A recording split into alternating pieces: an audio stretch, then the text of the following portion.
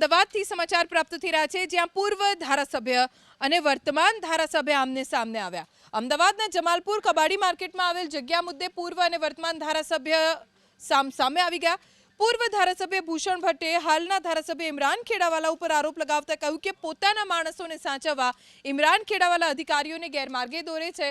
એટલું જ નહીં, 10,000 ચોરસ વાર જગ્યામાં પ્લોટ બનાવવાના બદલે ખેડાવાલાએ 1500 વારનો પ્લોટ અધિકારીઓને બતાવ્યો. મોકાની જગ્યાનો ખેડાવાલા વ્યય કરી રહ્યા છે.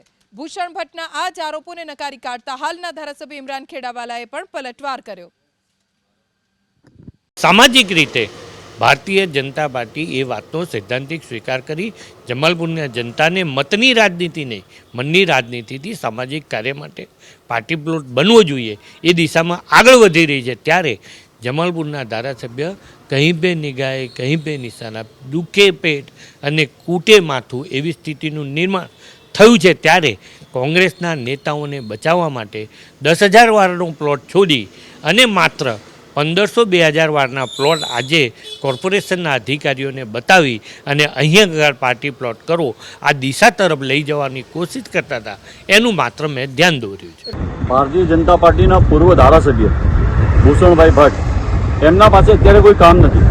એમની રાજનીતિની દુકાન ઇમરાન ખેડાવાલાના નામથી ચાલે છે. ક્યારેક ટ્વીટ કરી દે છે અથવા તો એક લેટર લખે છે અને મીડિયાના અંદર લાઇમલાઇટમાં રહેવા માટે ભૂષણભાઈ પાસે ઇમરાન ખેડાવાળાનું નામનો ઉપયોગ કરીને લાઇમલાઇટમાં રહેતા હોય છે. બિલકુલ માહિતી ખોટી હોય છે.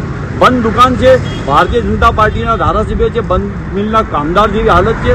બે વખત મારા સામે ઇલેક્શન હારી ચૂક્યા છે, છતાં પણ એમને અત્યારે એવું લાગી રહ્યું છે કે આવનારા કોર્પોરેશનના અંદર પોતાના છોકરાને ઇલેક્શન લડાવવું છે મ્યુનિસિપાલિટીનું, એટલે કોઈને કોઈ હવાથી મારીને લાઇમલાઇટમાં રહેવા માટેના પ્રયાસ કરતા હોય છે. પાર્ટીના પાસે અને પૂર્વ ધારાસભ્ય ભૂષણભાઈ પાસે કોઈ કામગીરી છે નહીં.